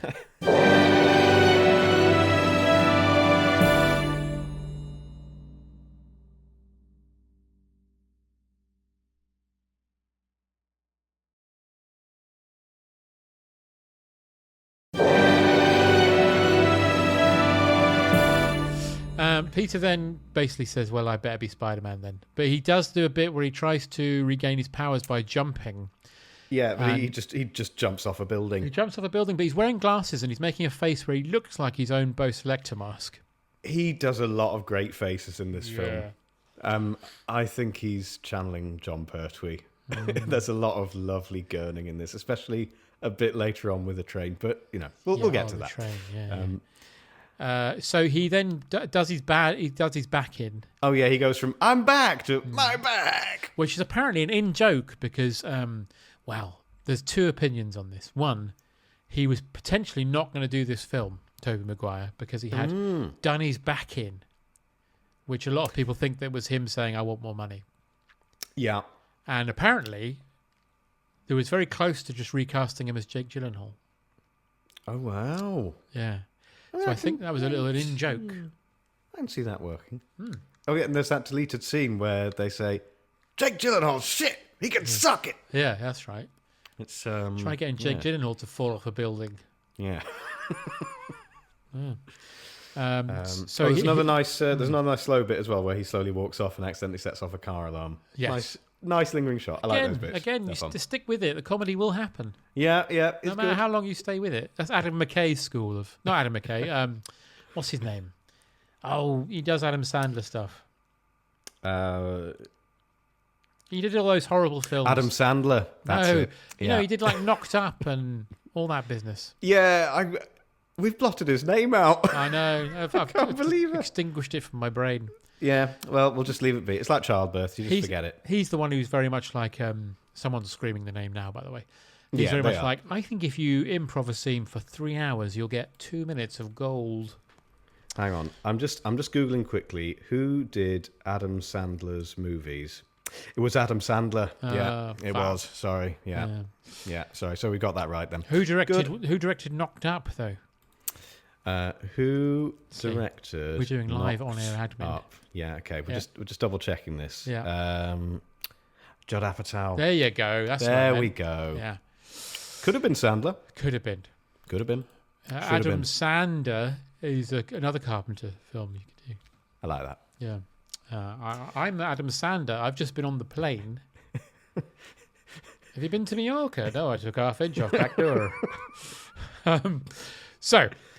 So he's having problems with his webbing. Mary Jane, meanwhile, is sitting with Wolfman John. And she tries to recreate the upside down kiss. The iconic kiss. But it's not properly upside down because he's not dangling. He's not dangling. So she feels nothing. No. That was the key. You need to actually feel the blood is rushing to the head. The chin needs to be slightly swollen. Yeah. You need to be wet and in a Spider-Man costume. Yeah, and you need to have just had an incredibly upsetting experience being attacked by several men. So she's missed various factors there. So this is obviously not it's going to be scientific research. No, she's not done a good job. So she goes to meet Peter in a cafe and says to him outright, "Do you love me or not?" And he goes, "I don't." She goes, "You don't?" Then she goes, "Kiss me." And he's like, "Why?" She goes, "I need to know something. Just one kiss." Just one kiss is all it takes. That song's about being Spider-Man. Yeah, it is. It is. So she leans in, and it's a really lingering shot of her just going... like she's got a moustache or something. Yeah, it's like it's going to slowly... It's like the start of a Clearasil ad, and it's just going to zoom in going, "Yes, come to mama, boy." Isn't there like a Simpsons bit where somene's like... Yes, there is, and I'm trying to remember what it is. Yeah. Is it Hans Moleman? I think it is. It's Hans Moleman. Yeah. It is. That's Kirsten Dunst, all right. So Doc Ock's plan here, by the way, is I'm going to throw a car at Peter Parker to get his attention to tell me where Spider-Man is. Yeah. If Peter Parker was not Spider-Man, this car would have killed them both.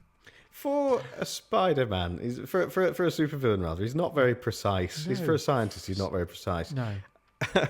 So he nearly kills everyone in a cafe. Yeah. The car shatters over everything. He comes in, kidnaps MJ. Mm-hmm. Oh, and this is another bit where he is still clearly learning what to do with his arms, because he climbs up a building using his mechanical arms, and it's in long shot, so he's quite far away. So I looked closely to see what he was doing. And as he goes past a window, he still just makes a gesture of using his real arms to get past it. Yeah. And he clearly doesn't need them. So I feel like from this, we know that he's the kind of man who, when he's going past someone in a not very tight space, he still puts his hand on them. Yes. Absolutely. So I feel like there's probably some cutscene where that window ledge just felt his hand unneeded on it and just went, "Oh, probably a sex offender." Yeah, probably. Yeah. But he says to Peter... make Spider-Man come and meet me at this place, or else. Yeah, at the clock tower. Yeah, and I'll take MJ with me. Thanks very much. Yeah, you can keep your MJ. He says. He takes off with her. Oh, I don't love her. I should say the Danny Elfman score to this film. There was a lot of backroom shenanigans going on. Him and Sam Raimi, who were very good friends, fell out big time in this film. Oh. Because Sam Raimi loved a bit of music from the film Hellraiser 2. Or Hellraiser, one of the two. Mm-hmm. And wanted that to be used for Doc Ock's theme. So there's a lot of bits in this. And Danny Elfman tried and then was basically like, well, no, I'm not doing that. So they ended up just buying bits of the Hellraiser score and using it. Oh. So there's certain points of this film where you suddenly go, weird. oh, the music's really good. What's going on? It's because it's from Hellraiser. And that's why Danny Elfman does not score Spider-Man 3, but Christopher Young, who scored Hellraiser, scores Spider-Man 3. Oh, that's funny. Well, I'm looking forward to seeing if I can hear the difference there. Yeah, you can't. Okay. Because I reckon in Spider-Man 3, because can you do it like Danny of Elfman? Spider-Man 2 is Hellraiser. Yeah. Apparently, though, there's loads and loads of cues from the first film just reused, because I think him and Danny Elfman just like really fell out, so he didn't do much. Yeah. So he's taken off with MJ, and then we get the bit where they meet at the clock tower, and there's a lovely shot of Spider-Man swinging towards him. We pan out, and it's all reflected in Oc's glasses. Yes, I like that. Yeah, Very nice. Goes on a bit, this, doesn't it? Yeah, but I do quite like the clock fight, because it just makes me think all of the risk is falling. I just immediately think this is a modern day safety last. Yeah. I've got a lot of time for that. Yeah, no, I get that. Yeah, it's good. And plus the runaway train, it turns into... It's basically just a Harold Lloyd greatest hits sequence at this point. Yeah. There's a lovely, lovely shot coming up where he's thrown from the top of the train, and he's heading towards that bridge, and he makes himself the shape of the hole in the bridge to go through the gap. Yeah. Great shot. Very nice. But it does suffer from the same thing from the first film, that occasionally they look like they're made of plasticine. Yes. Yeah. It's still dated CGI. 2004. What do you want? 2004 CGI. What do you want, Tom? It's fine. Leave it alone. No, it's all right. I'll back off. But we do get the great thing, because in these Spider-Man films there's a bit where they get to in the screenplay where they go, he's been Spider-Man for a minute now. We need that mask off. We need to show everyone what they're here for, which is Tobey Maguire. Yes. So he gets a spark in the face from the train and goes, oh, and takes the mask off. Yeah. And they say to him, Toby, give us the most expressions you've tried doing in a minute. They sent him a tape of, those guys who they put their head through like a horse thing and gurn. Yeah, he's a gurner. Yeah. I think his research for this, they basically got him the Guinness Book of Records 1997 and said, listen, I want you to look like that, man. Yeah, the man is sticking his head through a big horse brass and going, ow! No, he's not doing it enough. Get the leaf blower. Get him every photo Caitlin Moran's been in.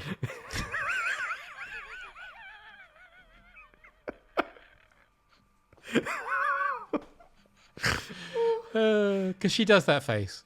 Yes. It's her thing. It's fine. She does. Yeah. So he's just hanging on to the front of the train. Yeah. He shoves his foot down onto the track because he thought, actually, forget Harold Lloyd, I saw Keaton do this once. Yes. He tries doing that. Doesn't work. And the driver, who's a complete prick, says, any more bright ideas? Yeah. Fuck you. Right, why don't you know what? This is your train. You've lost control of it. You tried using the brakes. Yeah. Well, Doc Ock ripped them out. Oh.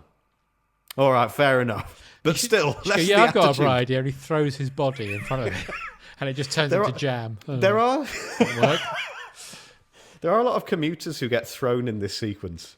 This is what I was mentioning earlier when I said there's too many, because you have to throw some of them out of the train. There's too many. Yeah, it's not great. But also, I don't think it's a good weapon, because commuters will have trained themselves to take up as little space as possible in the name of politeness. He should be throwing tourists who haven't taken their bags off. The big backpack guys. Yeah, exactly. Yeah. Or the ones with the massive suitcases that are the size of them. Yeah, just chuck the luggage. So he's I don't know. I don't think it's a good strategy on his part, but there we go. I think the problem is if you've got a train that needs to stop, that's a Superman thing, right? Spider-Man, all he does is webs. That's it. So that's always going to be the way it gets solved. So I don't know why he was bothering with the foot thing. Just use webs. Yeah, he's trying to. So he's because he presumably he does have super strength, doesn't he? So he's resilient. So his leg wouldn't just snap off. No, Doc Ock's leg would snap off. Yeah, I mean he's still a corpse at this point in our. Well, it's a floppy corpse. You know what? Given he's dead, he's actually throwing the people quite well. He is. It's because his higher brain function has kicked in. Yeah, of course. That makes sense now. Yeah. But yeah, it was foreshadowed earlier when he flung himself out of a window to save Aunt May as a sort of bungee thing. So now he's doing it in reverse. Yeah. And it just about worked. I was hoping, though, that at the very end, the train would just ping back. Oh, that would be amazing. I would have loved that. And then everyone at the back is just immediately pulped. And it arrives back at the very first terminus. Yeah, but the windows are just pasty red now. And a man steps out, covered in blood, and goes, "All aboard!" But he's got no legs. And then just the driver finally says to Peter again, "Any more bright ideas?" And as he says it, all of his flesh falls off and he's just a talking skeleton. The film needs it! I love that. Green light. Can he also be smoking a cigar? Yes. Scientists have found that there's only one thing funnier than a talking skeleton. A talking skeleton with a cigar. Brilliant. Maybe a little top hat. Oh, yeah. Ma'am. This is true because when Sam Raimi did Evil Dead 3, a.k.a. Army of Darkness, it's full of talking skeletons. Oh, yes, it is.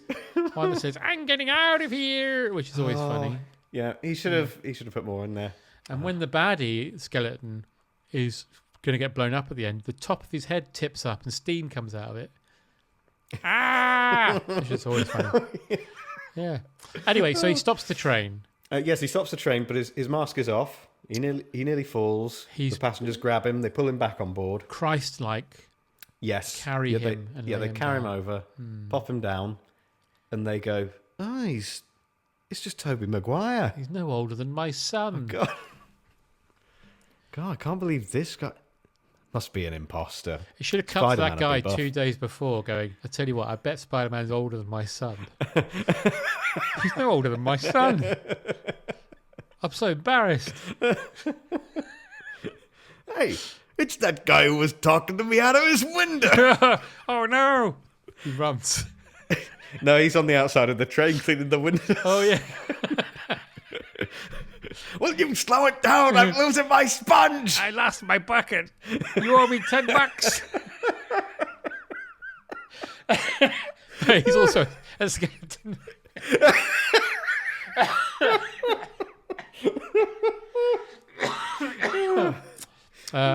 But also, he's a skeleton, but he's still wearing pants with red hearts on them. Yeah.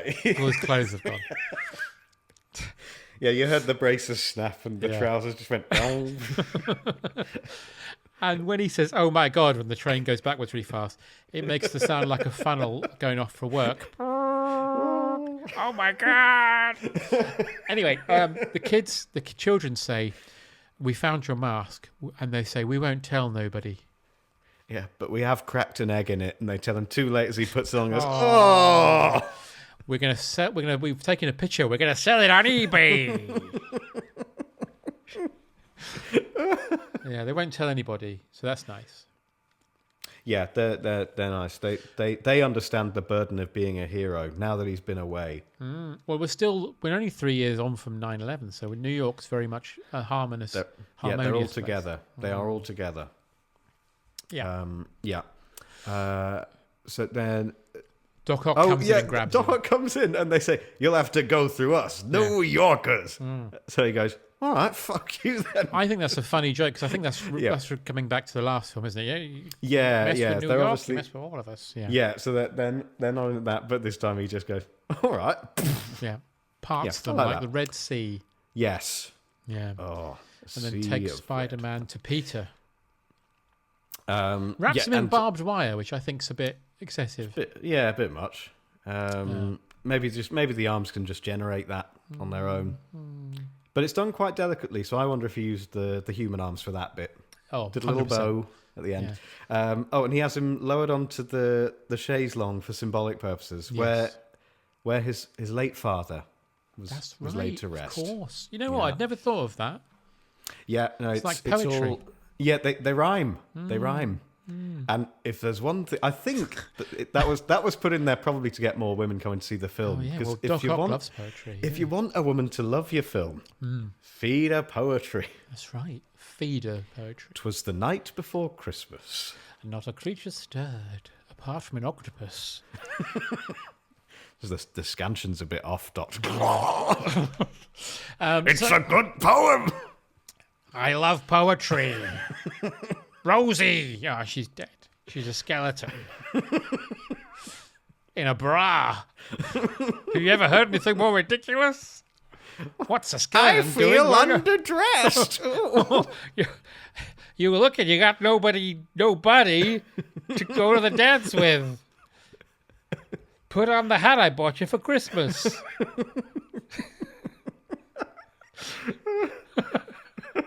Rosie. Sorry, everybody. So Harry takes off the mask. He says, "Peter, you killed my father." He says, "Yeah, did you?" Yes, and he goes to stab him.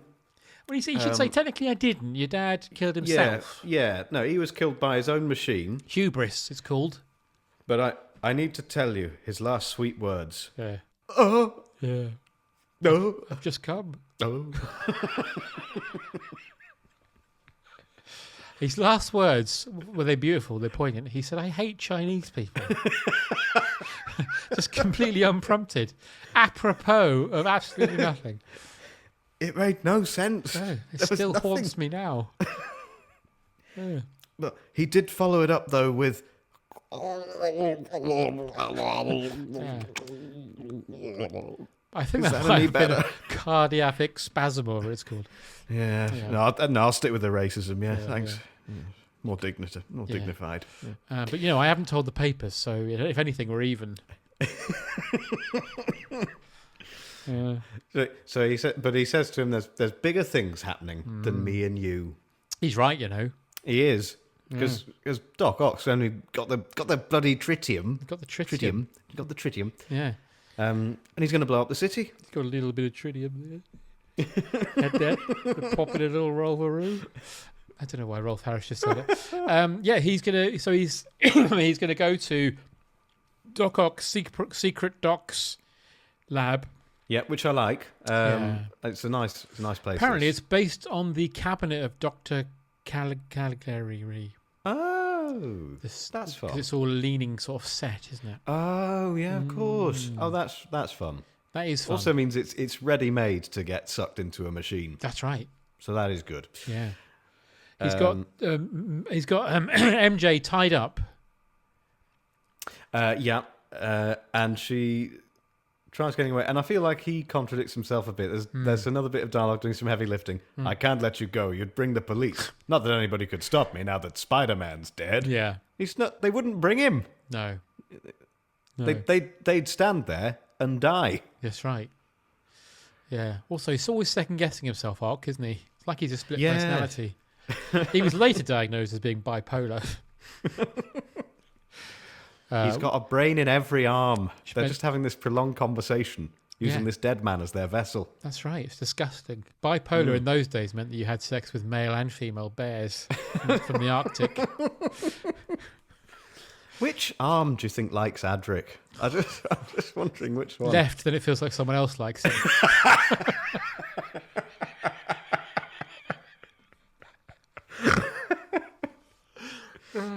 God. Guilt-free. Guilt-free. That was someone else liked him. I have never liked him. It's the left arm that pressed play on State of Decay. So long story short, Spider-Man turns up. Yeah. And then he says, "I should have known Osborn wouldn't have the guts to kill you." And they have a very short fight where he gets electrocuted in a hilarious way. Yes. Sprays a little bit of web. Gives him a little shake. Yeah. Very nice. And then he sort of wakes up, Doc Ock, and goes, "Oh my God, he's come to. I've made this son again. I've done it." He should wake up and go, "Oh, have I done it again? Oh, bloody hell. Rosie, I've done it again, Rosie." He says, "Oh, well, there's only one thing for it." Well, Peter gives him the speech that Aunt May gave him earlier. "Sometimes to do what's right, we have to be steady and give up the thing we want the most, even our dreams." You're right. How right of you, Peter. How right of you, Peter. Yeah, so do you know where my comic books are? I've been looking everywhere for them. They're at the bottom of the river. I'll get them for you. Worked like a charm. He's deciding he's going to put... Now, I hadn't thought about this until, again, my doctor friend Dean Burnett mentioned it last night. He has to put a new sun in the water, and it doesn't create one bit of steam. Yeah, that feels like a stretch. Yeah. But again, it's another bit of foreshadowing of AI because of all it needs the entire river just to cool it. Boone was not played. Don't use AI, kids. By Jeremy Brett. Yeah, don't use AI, especially if you're studying. Yeah, don't. Yes, please don't. Abraham Lincoln, brackets Daniel Day-Lewis. This has been AI'd. 405 years ago. Oh. I always thought a bit poncy 4 in it. Elon Musk has an enormous penis. Know that. It should be is. They've obviously read it apostrophe S and have well, they've got it wrong. I've been stolen by AI. Not me personally. Really? My first book. I looked it up. It's in there. No. Yeah. So I'm doing my bit because it's shit. No, I'm joking. I'm joking. But yeah, they've stolen my work. If they scrub the audio of Peter Fleming's podcast, every bit of knowledge ChatGPT offers about the BBC is going to be inaccurate. Oh my God, I've just heard they've cancelled you because they've gone in and they've turned it into a Jamaican accent and now it sounds problematic. No, that wasn't me. Apparently it was. No, it was Grok, officer. Grok did it. It's him. It's him who said Wagwan. Horrible. Oh God. Horrible. So we get the last shot of Doc Ock sinking below the waves, Yes. presumably never to be recovered. Because how are you going to get that out? Yeah, there's a sun in there. You'd have to get the Blue Peter team to come and like they did when they raised the Mary Rose. With the Mary Rose, yeah. Yeah. Sarah Green comes down and rescues Doc Ock. I'm not going to make a joke about Sarah Green going to the docks. I watched that when I was a kid. I watched them when they did the report on the Mary Rose. It was very exciting. It was an exciting time. I realised now because I missed it happen, but I think I was still growing up in the shadow of the Mary Rose coming up, so I definitely was aware of it. But I hadn't realised until a lot later just how much it took over everything. It was huge deal. Yeah, you couldn't move for the Mary Rose. You couldn't. And I went to see the Mary Rose in 1988, and it was just So they basically had a it chance to dry off by then. So no, it hadn't. This is it. They had it in a big warehouse, God. and it was just constantly being sprayed. Oh. They had to keep it wet, so they fed it poetry. I went to see it. I went to see it again about 10 years ago with my children, and it's now in like a proper scientific area where it's kept under temperature control. All this business. And they've Behind got a new glass. one that's made by AI. That's right. It's just an aircraft carrier. It's a picture of Mary Whitehouse and Jim Rose, the baseball player. I can still see it now in my mind's eye. The crew of the Mary Rose drowned. That's a very niche Doctor Who reference. And that image was left in the mind of the population for 400 years. She was right. Yeah. So it was starting to go a bit Starmer there, so it's all I can really do. That was good. That gives me great pleasure. Thank you so much, everyone, for raising the Mary Rose. We did it! Oh, God, your Starmer's very good. My politics are founded on the two principles of internationalism and of sending them all back. Nice. And that's him. I thought you were going to say a third one, raising old boats. We should raise the Titanic next. That should be... Yeah, we have raised the Mary Rose, checked it. There are no asylum seekers on board, so we have returned it to the bottom of the ocean. But you will like this, Tom. When I went to see the Mary Rose, there are skeletons. There's even a skeleton of a dog. Yeah, but no. Yes, the ship's dog. Does it like in Funny Bones? Yes, like in Funny Bones. Do any of them talk? Do any of the skeletons talk? says, Do a little dance? Any top hats? What a good idea. What a good idea. Said the big... Well, because the dog puts them back together again when they fall apart.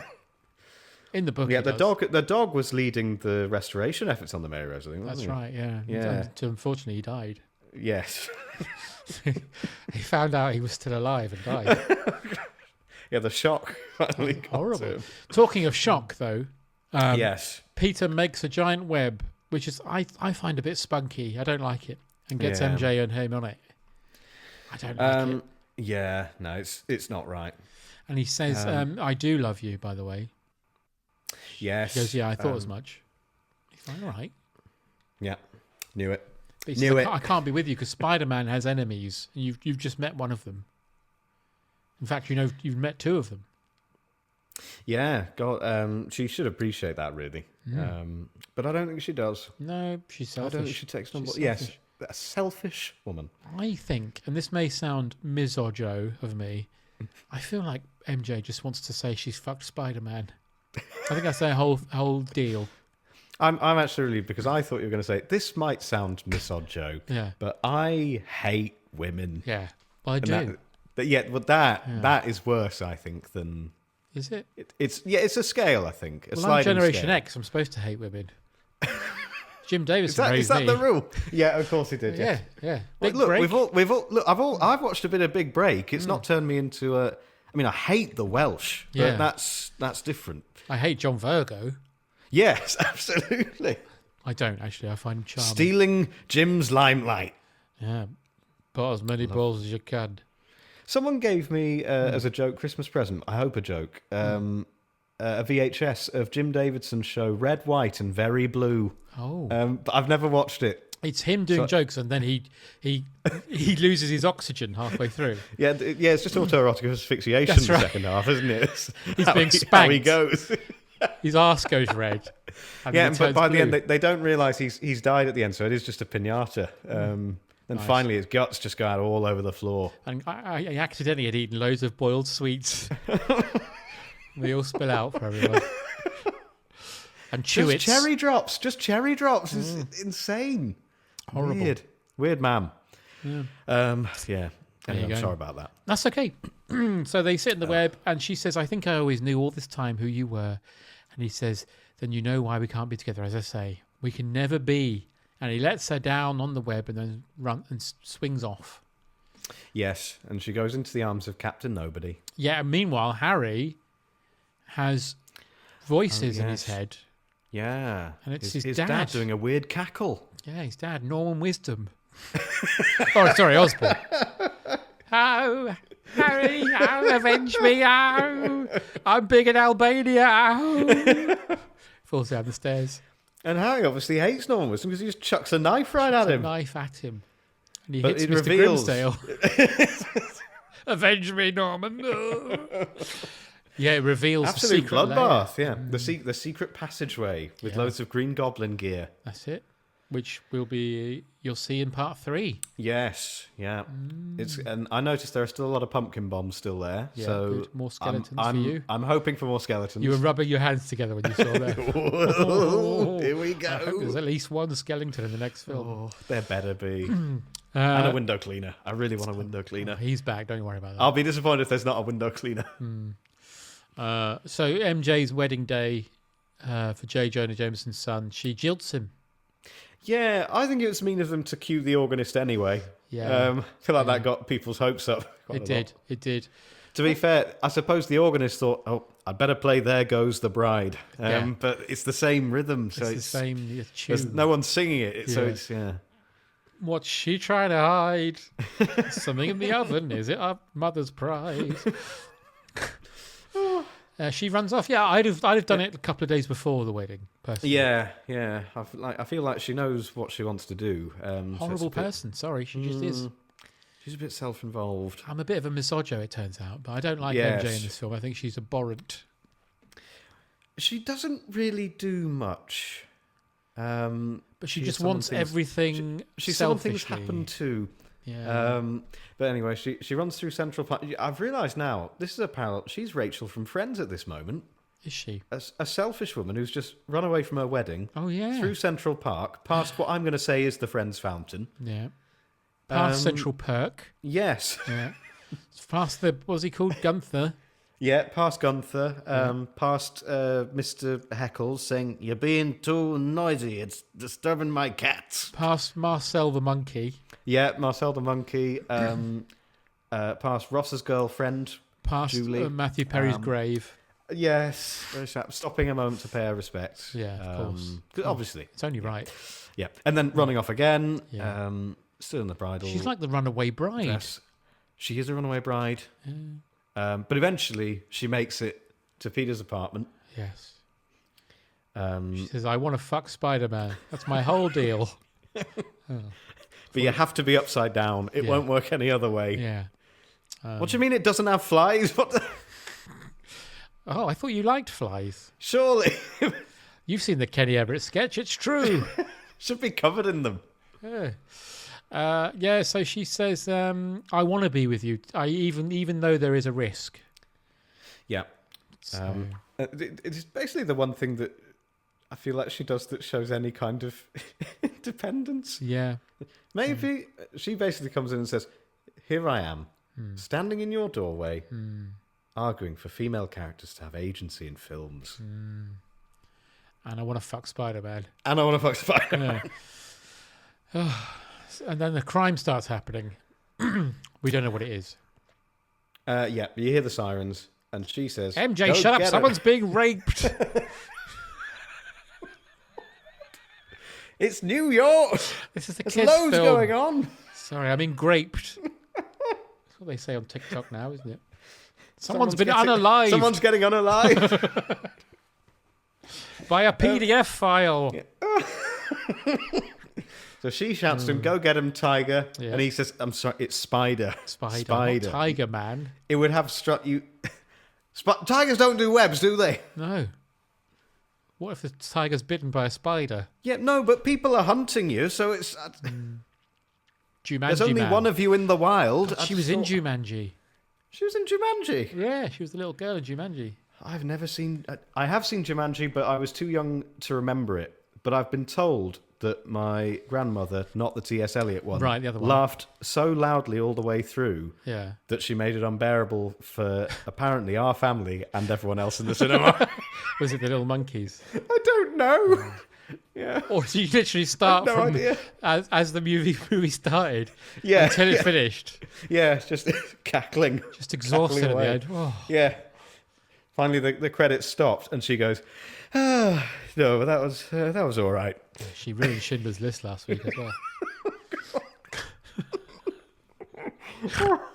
And he swings off with CG helicopters. Yes, yeah.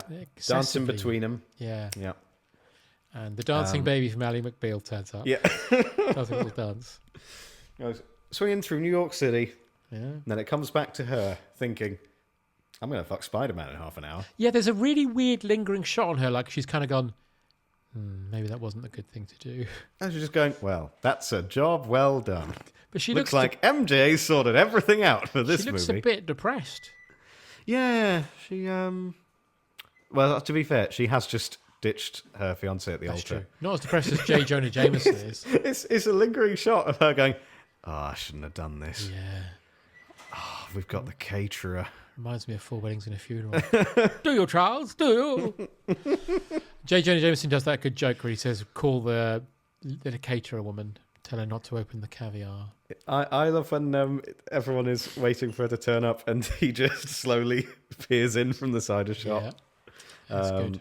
He's great. He's great value for money. I meant to say earlier, the scene where Spider-Man comes back, in the Spider-Man 2.1 cut, before that, because he gets the suit, there's a scene where he's got the suit on. Oh, it's in Spider-Man 2.1, which is. And I just missed that come back cinema, so I didn't get to go and see him parading around in the suit. He's leaping around on his table pretending to shoot webs. It's really stupid. So I'm glad they cut it out. So he hates Spider-Man, but wants to be Spider-Man. Yeah, he misses Spider-Man, then sees the suit has been taken, and instantly goes back to hating Spider-Man. He's like Buffalo Bill. Fuck me, I'd fuck me, Spider-Man. Anyway, that's Spider-Man 2. We talked about it, you watched 2. It. Yeah, and it was fine. It was fine. I feel like I've enjoyed talking about it more than I did watching it last night, which is terrible of me. But it was, but no, I feel like we found enough fun in it to justify its existence as a movie. We did. And now I've got what I've been told by many people is the best one ahead of me. So that's good. Yeah, looking forward to that. Yeah, it's it was so good they decided to make no more. Well, it just leaves me to say, Tom Burgess, thank you so much. Thank you so much. I'm going to go swinging with some helicopters now. Me too. I'm going to go swinging with Mary Jane Watson. Yeah. And go and clean some windows. Yeah. Goodbye. Goodbye. Rosie!